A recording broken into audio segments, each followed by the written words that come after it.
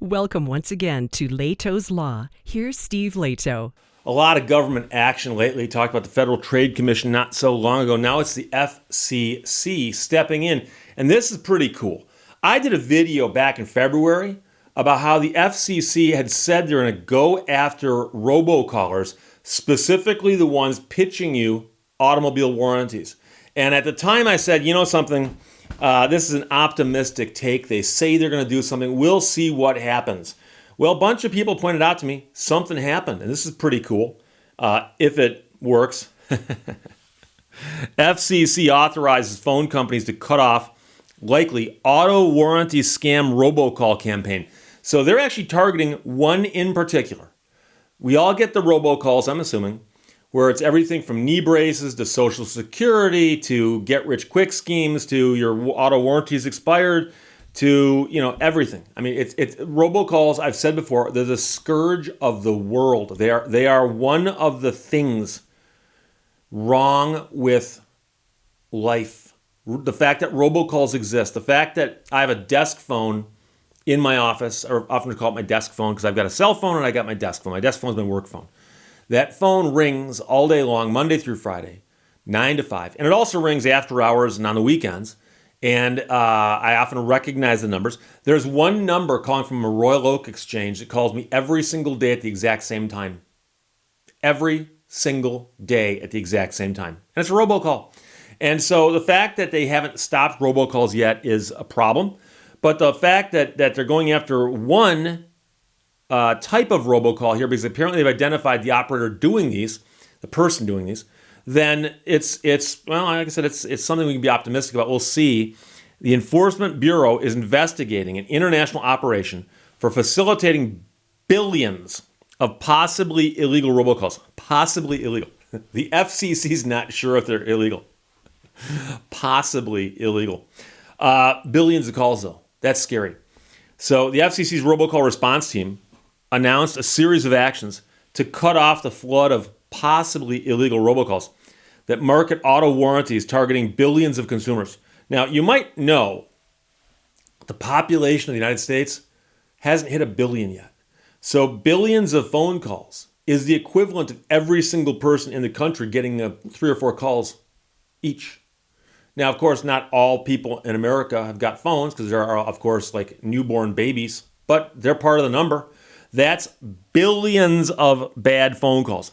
The FCC and its partners believe upwards of 8 billion robocalls have been generated by 3 different entities. So it's a guy named Roy Cox Jr., another guy named Aaron Michael Jones, and their Sumco Panama companies and international associates. So there's some kind of corporation out of Panama, a couple guys associated with this, some international associates, but based on the investigations by the FCC, they've now told certain carriers to cease and desist carrying this possibly illegal traffic and ordered all networks to be on the lookout for the traffic. Possibly illegal. Also, FCC chairperson Jessica Rosenworcel today confirmed that the Bureau has opened a formal case and they are effectively investigating these calls for possible legal violations. This investigation involves multiple robocall investigatory partners, including the Ohio Attorney General, who today announced a lawsuit filed against the operation. The chairperson said, billions of auto warranty robocalls from a single calling company. Billions! Exclamation mark. Auto warranty scams are one of the top complaints we get from consumers, and it's time to hold those responsible for making these junk calls. The Enforcement Bureau will use all tools at its disposal to protect consumers and U.S. telecommunications networks from the scourge of illegal robocalls. They're using my word, scourge. The actions announced in coordination with the Ohio Attorney General's office demonstrate the benefits of the federal and state partnerships that have been established to address this enforcement priority. The Cox-Jones-Sumco Panama operation appears to be responsible for making more than 8 billion unlawful pre-recorded message calls to American consumers since 2018. The robocalls include pre-recorded messages marketing vehicle service warranties. The messages encouraged call recipients to follow prompts to speak with a warranty specialist about extending or reinstating your car warranty. Some of them contain the message, "We've been trying to reach you concerning your car's extended warranty. You should have received something in the mail about your car's extended warranty. Since we've not gotten a response, we are giving you a final courtesy call before we close our file. Press 2 to be removed and put on our do not call list. Press 1 to speak with someone about extending or reinserting your car's warranty. Again, press 1 to speak with a warranty specialist. Pause. Or call our 800 number at 833 blah, blah, blah, blah, blah, blah." Now, of course, if you press any button, it doesn't matter. You either go to a live operator or it hangs up the phone. They never put you on a do not call list. And by the way, many people are already on a do not call list, got this phone call. And how it is that they have their own do not call list that they don't observe is just nonsensical. So recent tracebacks show that the operation is still generating millions of apparently unlawful calls to consumers on a daily basis. So what's new here is the Enforcement Bureau issued a public notice authorizing all U.S.-based voice service providers to cease carrying any traffic originating from this operation. The public notice lists associates in California and Texas, as well as overseas in Hungary and Panama. It makes clear that facilitating traffic from those parties may result in enforcement action, including permanent removal from the robocall mitigation database. Now, you'll notice it says here that it authorizes them to cease carrying the traffic. It doesn't order them to. It authorizes them to. If they want to, they can.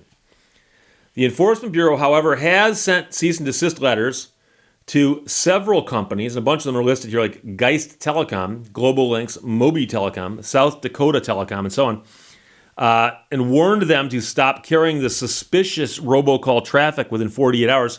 They must report the steps they take to the FCC and continue to close off scam traffic. The letters warn that failure to comply may result in the Bureau directing other providers to cut off traffic from these companies. Now, the chairperson also announced the Enforcement Bureau has opened a formal case and is actively investigating these calls for possible legal violations. None of today's actions foreclose the possibility that the FCC might also take enforcement measures, including financial penalties against the various parties. These efforts are fueled by coordinated investigative efforts with our state partners, particularly Ohio. Ohio's AG keeps getting called out here for doing some good work here. When it comes to disconnecting robocallers, we must work together on every level of government to go after every link in the chain, Ohio Attorney General Dave Yost said. This particular operation prompted more than 1,600 complaints to my office. Partnerships like ours with the FCC will help close down these bad operators. And here's the thing. If you get one of these calls and you hang up on them, that's what most people do. They just hang up on it and they move on with their life. But 1,600 people complaining is actually a lot. I've spoken to people at the AG's office in Michigan, for instance, and they told me that when they get a dozen complaints about somebody, they're like, whoa, that's unusual. But every now and then someone gets fired up and writes a complaint and sends in the complaint. But the complaint takes so much time compared to how easy it is just to hang up and move on that most people, vast majority of them, never complain. Consumer tips. One is never share personal information with somebody who calls you. And the fact that they're calling you with an auto dialer means they actually probably have no information about you. So when they ask for information, don't give it to them. Be aware that telephone scammers are good at what they do and may use real information, if they have it, to gain your trust and imply that they work for a company you trust. Caller ID, you should be aware, is meaningless because criminals can be spoofing to deliberately falsify the information transmitted. They say that you should double check anything, and if you're actually concerned about it being a legitimate call, hang up the phone and call the company back with the number that you found. And I've mentioned this before, that they are actually spoofing, for instance, phone numbers for like the power company. You look at the caller ID, and it's the power company. And they call you and they go, we're about to shut your power off unless you give us some money over the phone or pay us with Apple gift cards. We're going to shut off your power. Well, the power company doesn't look for Apple gift cards. But you could always hang up, go online and look at your account online to see if you're behind. And if you aren't and you want to double check, you can call the number on the screen that you just looked up. Because the person spoofing the number calling you is not who you're going to get when you call back the real number. And of course, you can file a complaint with the FCC, and they encourage you to do so because the more complaints they get, the more they're prompted to do something about this stuff. Meanwhile, the robocall response team was created to serve as an FCC staff working group that pulls together expertise from across the agency. I believe the working group is a category of dogs at the AKC dog show, but another story altogether. The working group pulls together expertise from across the agency to leverage the talents of enforcers, attorneys, policymakers, engineers, economists, and outreach experts to combat the unyielding menace of illegal spoofed scams and robocalls. So, just in case you're curious, yes, they say they've got engineers and economists involved, but they're battling the unyielding menace. You know something? If they're going to take my use of the word scourge, I'm going to take their use of the word unyielding menace. Unyielding menace of illegal spoofed calls. This effort has resulted in record-breaking spoofing and robocall fines, closing gateways used by international robocallers, widespread implementation of STIR/SHAKEN caller ID authentication standards, the signing of robocall investigation partnerships, and unprecedented policy proposals to combat the rising threat of bogus robo-texts, which is another story. I don't get that many of those, but those are out there also. But I do have to tell you that whenever I mention STIR/SHAKEN, I always joke that it's one of the worst acronyms the government's ever come up with, because some acronyms make complete sense, and like SCUBA, right? But when you see one where you clearly see they've worked really hard to come up with one, and they came up with STIR/SHAKEN, and then you see what it supposedly stands for, and it's almost no correlation. It's almost like a code name, like Operation Cobra or something. It's like, what? Well, you have to just pick a word, right? Any word will do. Well, STIR/SHAKEN comes across like that. And I had several people go, Steve, it's a reference to James Bond. Oh, really? Why do they call it Operation Shaken, not Stirred? But worse, there is at least one and possibly two people, whenever I make fun of STIR/SHAKEN, who complain in the comments below to the point where I'm convinced that they work for the FCC and they're the ones that came up with the name. That's the only reason someone can get that upset for me making fun of a government acronym on something as innocuous as this. That is what you call the program to go after robocallers. We shall call it STIR/SHAKEN. That's silly. Hey, who's that guy making fun of our acronym? If I get shut down by the FCC, you guys will know why. It's because I made fun of STIR/SHAKEN as the name for an operation. Meanwhile, I'm going to put a link to my previous video in the description below this video. And this story is sent to me by Mark, B. Demon, Dave, Daniel, Andrew, Daryl, Jerry, David, and Cameron. Thanks a lot, everybody. Questions or comments, put them below. Otherwise, I'll talk to you later. Bye-bye. Thank you for watching Lehto's Law. Wise men don't judge. They seek to understand.